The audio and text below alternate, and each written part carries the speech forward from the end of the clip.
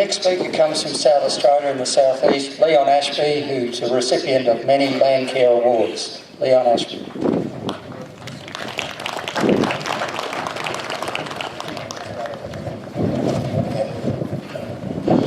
Ladies and gentlemen, thanks very much for coming. I'm going to get stuck into it. I've got three ideas. Josie just talked about what are we going to do. I'm going to put them to you at the end. But my message is you only have the rights others allow you to have. That means we have to continually fight to maintain our rights. I've been a farmer for 30 years in South Australia and in Queensland. I've been in dairy, beef, wool, fat lambs, ostriches, goats, been a roo shooter, been a shearer, irrigator, and in recent times a political stirrer. I'm a runner-up in the 1999 Queensland Land Care Research Awards and a Centenary Medal recipient for services for conservation and the environment. I spent 5 years working towards getting a rural community TV channel, only to be stopped at the last hurdle. So I've been having a go trying to get these stories out and trying to get some action. I'm a co-founder of the No Carbon Tax Climate Skeptics political party. We're a political party, an action group and a lobby group. If you don't know what sort of things we do, we organise the Lord Moncton Australian Tour and we run candidates in the Senate, and I was one of those. We're now working on a court case which will challenge the Australian Bureau of Meteorology about its temperature records. The BO records show no warming since 1880. They adjusted their records to show 1 degree warming since 1880, and if successful, the case will show most of the adjustments not justified, which will show there is no basis for a carbon tax, and it will unravel the carbon tax for renewable energy bills. So we've got lawyers looking at that at the moment, and it should be about to announce that in the next couple of weeks. I've three stories to tell you: my own, the general story of property rights in Australia, and the tragic story of suicides. Thousands of farming families have worked for years to own their own properties, only to have environmental laws introduced to steal it from them, as in Kate's case, or have most of their rights removed to run it. Sometimes it's the whole property. In my case, it was part of my Queensland property.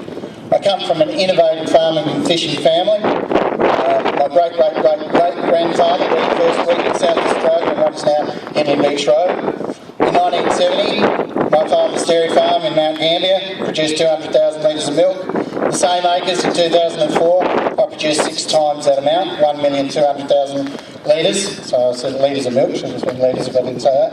We made the soil more fertile, we grazed the grasses better, balanced the diets of the cows better, irrigated the pastures and more. Like many farmers, I love working the land, and I help it produce, and I love helping it produce lots of food and fibre. Some people think we farmers cannot feed a planet of 7 billion people. Well, that's rubbish. To demonstrate this, Australia produces half its farm production on just 1% of our land mass. That's right, almost 50% of our production comes from the irrigated 1% of our country. And on top of that, 6 times the amount of water that flows down the Murray-Darling goes out to sea in northern Queensland each year. That's right, there's heaps more water for us for further irrigation development if we want to. Up to recently, we produced enough food for 70 million people.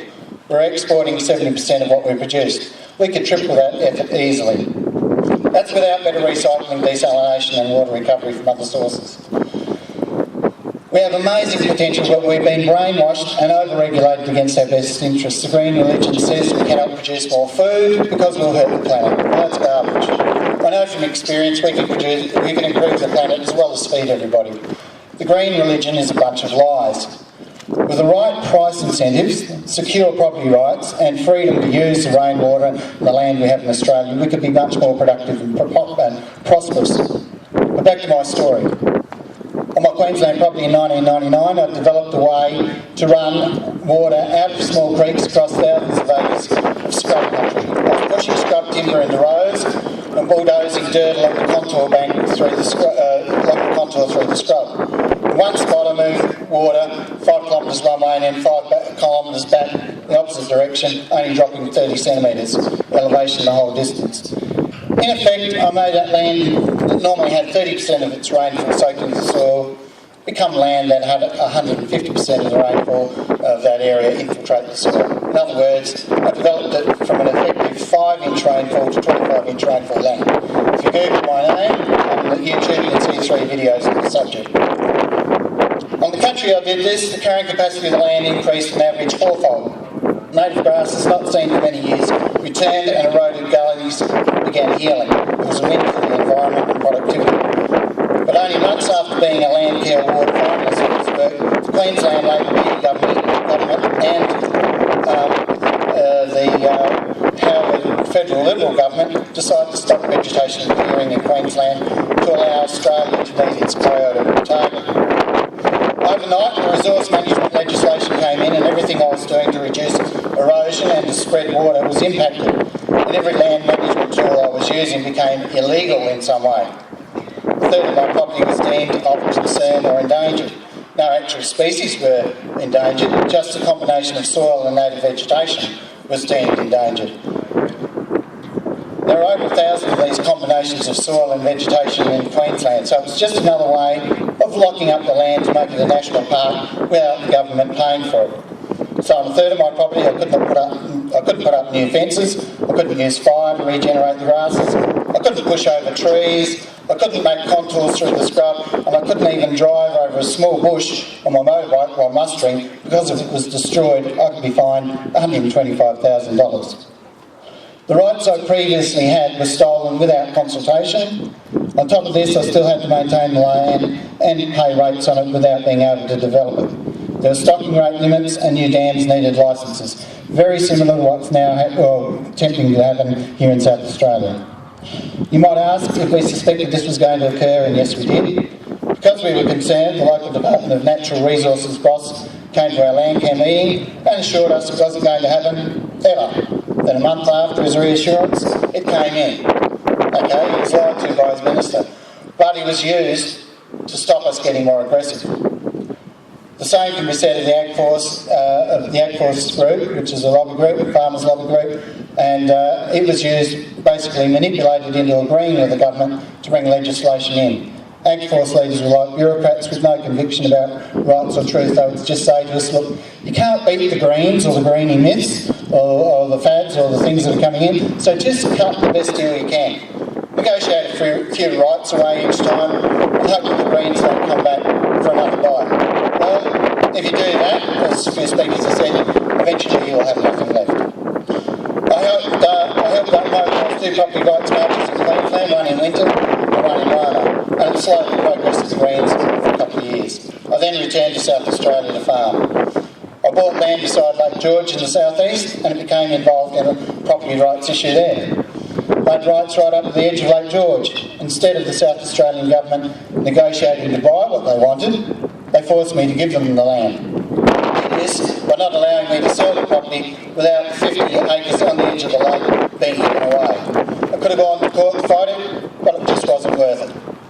I've now stopped being a farmer and I'll start a political party to try and reverse these injustices. In the Northern Territory, Henbury Station has been bought with 2/3 government money to get rid of its thousands of cattle so it can receive carbon credits. It's a new green industry swapping food production for paper money.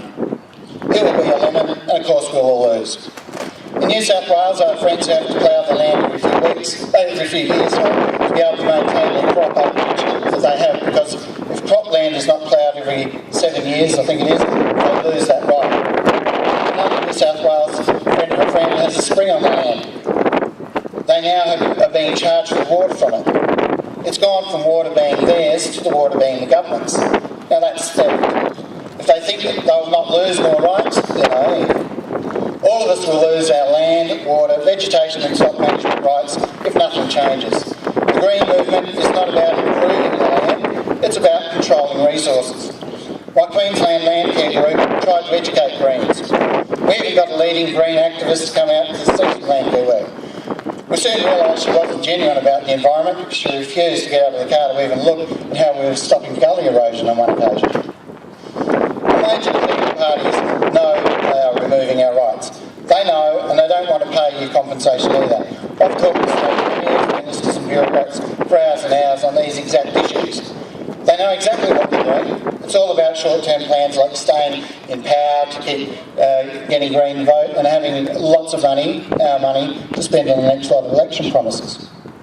They do not care if we have Australian farmers or Australian industries. There are Labor, Liberals and National Party politicians who will dance to the green tune of shutting down fishing or farming or forestry in the name of supposedly saving the environment. provided it keeps them on the taxpayer payroll. There are some good ones in the Liberal Party and National Party, though, I will say as well. When I question them hard, many believe in the inevitability of a centralised one-world government, and this is where the carbon tax comes in. The Greens love the carbon tax because it's the first step towards a world government. If we don't stop the carbon tax, in a few years' time it will mean Australians will be subject to international carbon emission laws, including a police force controlled from overseas. Our government will allow UN carbon cops to enter your home and your business and look at your books. They'll be able to fine you thousands of dollars or impose other inconveniences on you in the name of the environment. If you speak out publicly or ask honest questions, you'll be called names to cow you into submission. So if you thought our three tiers of local, state and federal government was a problem, wait until you have an international, unelected, green-coloured communistic government have its way with you. I trust you see how we have to keep all our property rights to maintain a fair and free society. Ladies and gentlemen, can you tell me this? Do you want to lose more property rights? No, I don't want to either. Are you prepared to join others and fight to keep your rights? Too right. Okay, my last subject is about the emotional toll of fighting this oppression, and we've got to get some action here too. In the last 12 years, I estimate over 500 farming families Australia-wide, have lost someone to suicide from the pressure of different environmental laws. If I get elected to the Senate, I'll fight for an inquiry into the suicides related to these the unjust environmental laws, so we can establish for sure how many lives we've lost and have it on public record that it actually happened.